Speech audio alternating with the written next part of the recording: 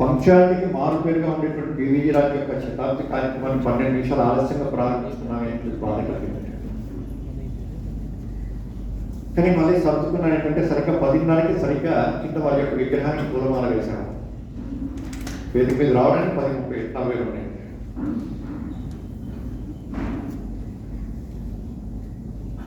Punctuality మొన్న జరిగినటువంటి యుద్ధంలో ఆ S-400 మిజైల్ ఉపయోగించినప్పుడు ఆ మిల్లీ సెకండ్ లేట్ అయి ఉంటే ఏ డ్రోన్ అయినా కొట్టగలిగేదా? మిల్లీ సెకండ్స్ యొక్క ప్రెసిషన్ కారణంగానే యుద్ధంలో మనం గెలవగలుగుతాం.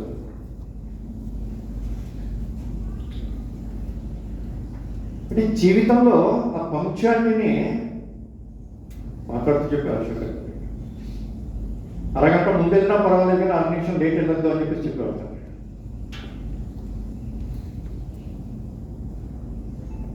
ఈరోజు మెమోరియల్ లెక్చర్ అనేటువంటిది ఒకసారి గుర్తు చేసుకుంటూ నా జీవితానికి ఏ విధంగా నేను అన్వయించుకోవాలి.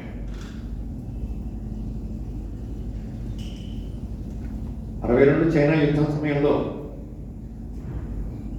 మిగిలినటువంటి అనేక రకాల ధార్మికమైనటువంటి సేవా కార్యక్రమాలతో పాటుగా ఆ రోజు అనిపించింది ఒకటి సైనికులకు కావాల్సినటువంటి శిక్షణ ఇచ్చేటువంటి ఒక విద్యా వ్యవస్థ కూడా ఉండాలని చెప్పేసి అనుకుని కోరుకున్న సైంటిస్టులకు ఇస్తాను.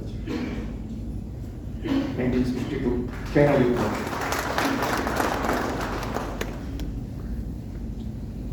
స్వతంత్రం రాకముందు రాజయ్యారు పట్టాభిషేకం.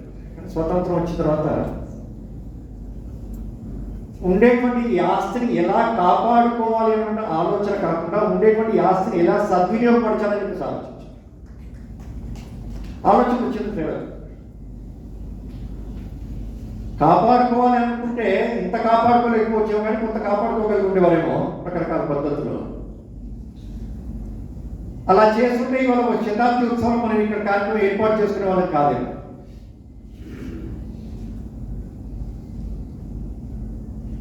People have remembered for not they have earned, but ఎలా ఉపయోగించారు దాన్ని గుర్తుపెట్టుకుంటారు.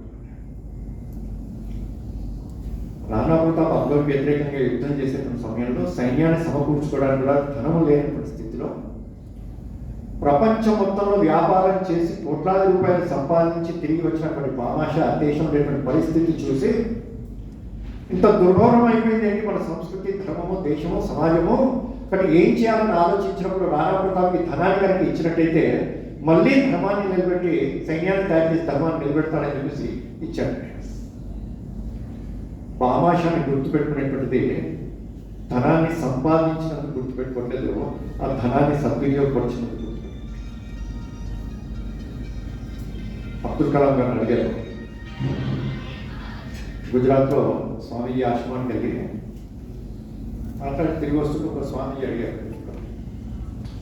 అలాగే మీరు ఎప్పుడు కూడా ఇంత హ్యాపీగా ఉంటారు, నవ్వుతూ ఉంటారు, చిరునవ్వుతారు, what is the reason behind your happiness? కారణం ఏంటి అని నవ్వుతూ చెప్పారు Abdul Kalam garu, I always think what best can I give అని. ఒకటే ఆలోచిస్తున్నా నేనేమి ఇవ్వగలుగుతానని. పొందాలనేటువంటి కోరిక ఉండేటువంటి వాడికి సంతృప్తి ఎప్పుడు కలగదు, కానీ ఇవ్వాలనేటువంటి కోరుకున్నటువంటి వాడు ఎప్పుడు ఆనందంగా ఉంటుంది. రాజుగారి జీవితంలో చూశాను మాన్సాస్ ట్రస్ట్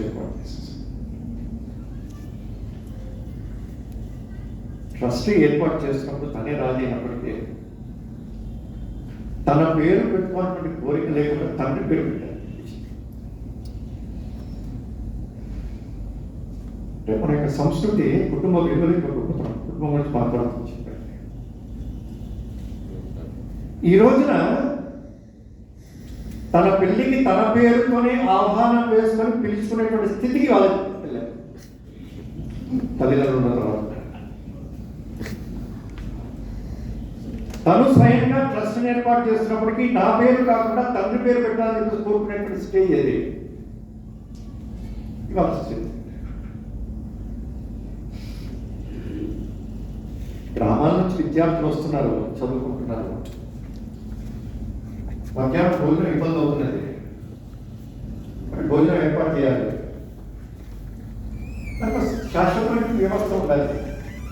370 ఎకరాల భూమిని దేవస్థానం ఈ భోజనం కోసం చెప్పి శాశ్వతం. What best can I do?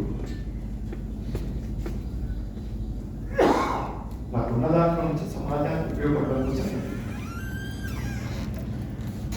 కళల కారణాలు సాంస్కృతిక విజయనగరం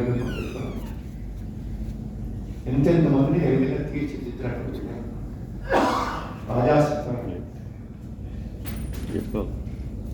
108 దేవాలయాలు ఇప్పుడు కూడా సింహాచలం.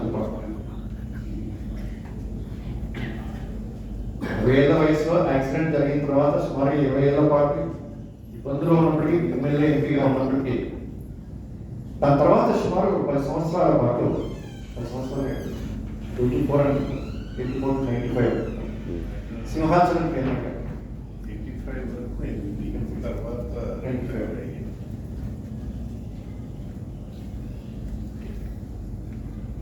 మనకు అనిపించింది అన్ని రకాలు ఉన్నప్పటికీ సంతృప్తిని పొందడానికి ఆధారమైన భారతదేశం ఏంటంటే ఆధ్యాత్మికత. ఆర్థికపరమైన ఉన్నతి ప్రపంచంలో భారతదేశం గొప్ప దేశం కాదు. 2,047 కోట్ల అవుతుంది, ఆర్థికంగా అవుతుంది, సైనికంగా అవుతుంది, విజ్ఞానపరంగా అవుతుంది, అన్ని రకాలుగా అవుతుంది. కానీ అన్ని రకాలుగా అవుతున్నప్పటికీ దానికంటే ముఖ్యమైనటువంటి ఆధ్యాత్మికంగా నిలబడతాం.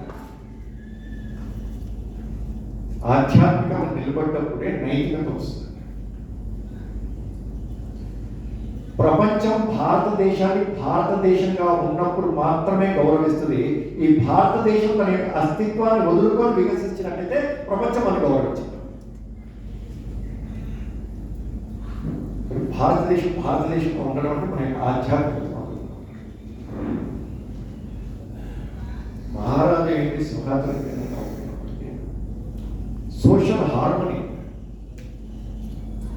నా యొక్క అంతస్తు ఏంటి అనేటువంటి భావన లేకుండా అందరినీ సమానంగా చూసేటువంటి దృష్టి, అందరి పట్ల అదే మమకారం, స్నేహం.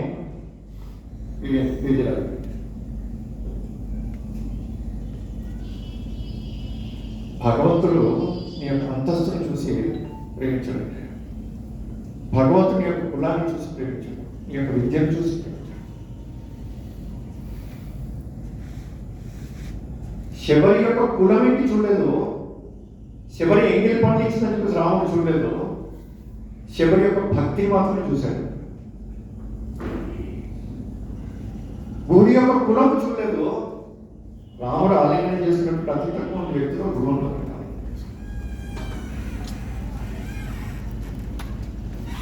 దాని నిజమా తెలియదు కానీ చెప్తాను. విన్నాను, రాముని యొక్క పాదాలు కలిగి అదృష్టం కలగాలని చెప్పేసి రాముని కొడితే